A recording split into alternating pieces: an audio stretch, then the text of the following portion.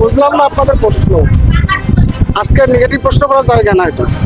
ভারতীয় জনতা পার্টি তার সর্বশ্রেষ্ঠ প্রধানমন্ত্রী, ভারতবর্ষের বিশ্বের সর্বশ্রেষ্ঠ নেতা নরেন্দ্র মোদী এবং নীতিন নবীন এবং আমাদের স্বাস্থ্যমন্ত্রী জেপি নাড্ডাজি, আমাদের রাজ্য সভাপতি শ্রমিক ভট্টাচার্য, বিরোধী দলনেতা শুভেন্দু অধিকারী, সর্বোপরি আমাদের ঠাকুরমশাই বনগাঁ লোকসভার সাংসদ, কেন্দ্রীয় প্রতিমন্ত্রী, তাদের আশীর্বাদেই ভারতীয় জনতা পার্টি আমাকে টিকিট দিয়েছেন এবং আগামী নির্বাচন হবে তৃণমূলের বিষয়।